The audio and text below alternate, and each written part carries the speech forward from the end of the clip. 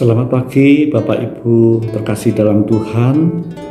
Kembali kita bertemu di dalam acara Sapa Pagi. Salam Patunggilan. Bapak Ibu, Sapa Pagi pada hari ini, tema yang akan kita sampaikan dengan judul Dipanggil untuk Suatu Tujuan. Mari kita bersama-sama bersatu dalam doa memohon tuntunan dari Tuhan. Bapa kami yang bertata di dalam kerajaan surga, Bapa kami sembah di dalam nama Tuhan kami Yesus Kristus. Kembali ya Tuhan, kami boleh bertemu kembali di dalam acara Sapa Pagi bersama dengan jemaat-Mu GKJW Manukan. Walaupun masih dalam bentuk daring, kami serahkan sepenuhnya acara kami ini ke dalam tangan kasih dan penyertaan Tuhan dari awal hingga akhir. Terima kasih ya Tuhan, di dalam nama Tuhan Yesus kami berdoa dan mengucap syukur. Amin. Nats firman Tuhan pada Sapa Pagi hari ini diambil dari Efesus 4 ayat 1 sampai dengan 2 yang demikian bunyinya. Sebab itu aku menasihatkan kamu, aku orang yang dipenjarakan karena Tuhan, supaya hidupmu sebagai orang-orang yang telah dipanggil berpadanan dengan panggilan itu. Hendaklah kamu selalu rendah hati, lemah lembut, dan sabar. Tunjukkanlah kasih-Mu dalam hal saling membantu. Suatu kali ada cerita, ada seseorang yang bertanya kepada Ibu Teresa, Ibu Teresa, engkau telah melayani kaum miskin di Kalkuta, tetapi tahukah Ibu bahwa masih ada jauh lebih banyak orang miskin yang masih terabaikan? Apakah Ibu tidak merasa gagal? Ibu Teresa ini menjawab dengan lembut, anakku, aku tidak dipanggil untuk berhasil, tetapi aku dipanggil untuk setia. Setiap pelayanan Tuhan dimanapun dan dalam peran apapun tidak dipanggil untuk berhasil seperti yang dikatakan oleh Ibu Teresa tadi. Sebab jika keberhasilannya itu adalah menjadi suatu ukuran di dalam pelayanan, maka itu akan bisa menjadi suatu kesombongan, jatuh pada kesombongan, dan menghalalkan segala cara untuk menuju keberhasilan. Setiap pelayan Tuhan dipanggil untuk setia seperti yang dikatakan oleh Ibu Teresa. Setia melakukan tugas pelayanannya dengan penuh tanggung jawab, semampunya bukan semaunya. Di dalam perikop ini, Paulus juga ingin menjelaskan bahwa seyogyanya hidup seorang Kristen yang telah dipanggil oleh Allah hendaklah selalu hidup rendah hati, lemah lembut, dan sabar, berpadanan seperti Kristus yang sudah memanggil dan memilih kita. Sebagai umat Kristiani, kerendahan hati itu bersumber dari hidup yang mengikuti kehidupan Kristus dan hidup yang ada dalam tuntunan Allah. Hidup yang tidak mementingkan diri sendiri. Kerendahan hati, itulah salah satu contoh. Kemudian juga dikatakan sabar, di mana artinya bahwa kita bisa memelihara temperamen atau emosi kita dengan tenang ketika kita menghadapi suatu permusuhan atau perlawanan atau sesuatu hal yang tidak sesuai dengan hati kita. Juga dikatakan lemah lembut. Ini artinya adalah ketika kita dapat melakukan perbuatan atau perkataan dengan tidak kasar, tetapi dengan penuh kelembutan terhadap semua orang.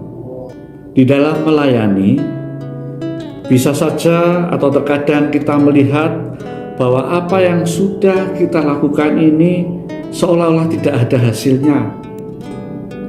Nah, ketika kita menghadapi situasi yang seperti demikian ini, janganlah kita undur dan lari dari panggilan Tuhan. Tetaplah setia. Kuncinya adalah tetaplah kita setia. Karena kesetiaan di dalam melayani Tuhan tidak akan pernah sia-sia.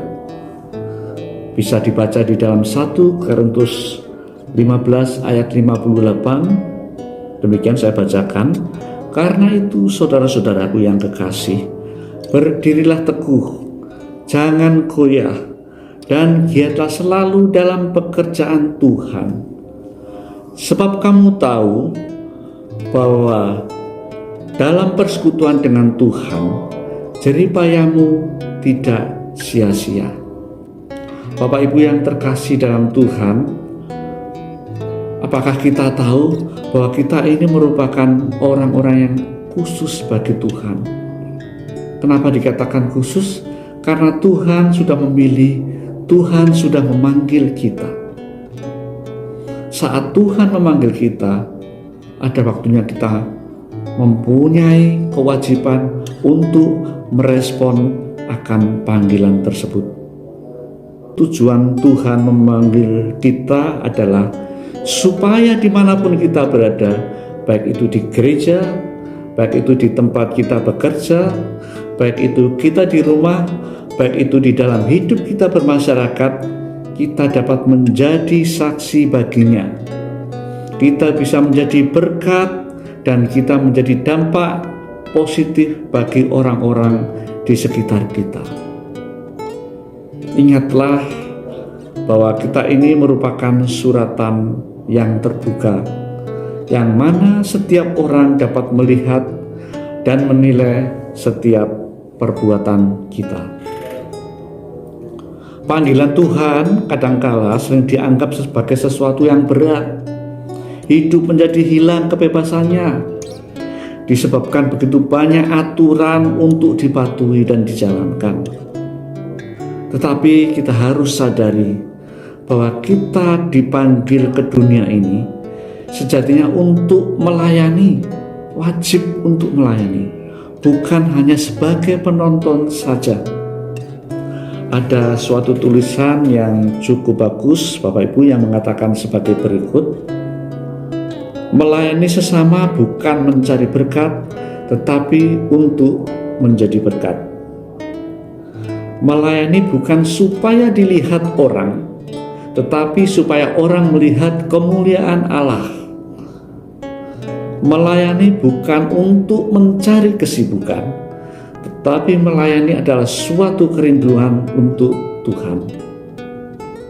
Melayani bukan suatu pilihan, tetapi suatu keharusan. Karena itu, layanilah Tuhan dengan segenap hati dan jiwamu. Karena Tuhan Yesus sudah memanggil dan memilih kita untuk melakukan sesuatu. Sebagai refleksi bagi kita semua, selagi ada waktu dan kesempatan, kerjakan panggilan Tuhan atas hidupmu dengan setia. Amin. Tuhan Yesus memberkati. Bapak Ibu, sebelum kita akhiri, kita akan tutup dengan doa. Mari kita berdoa. Bapa kami yang bertata di dalam kerajaan surga, terima kasih ya Tuhan, kalau kami sudah boleh membaca dan merenungkan akan firman-Mu pada pagi hari ini. Biarlah Tuhan yang sudah memanggil kami tidak hanya sebagai penonton, kami boleh melakukan panggilan Tuhan dengan sepenuh hati dan ketulusan hati kami Tuhan. Sehingga dengan panggilan ini kami dapat melakukan untuk kebaikan, untuk memuliakan nama Tuhan saja. Terima kasih Tuhan.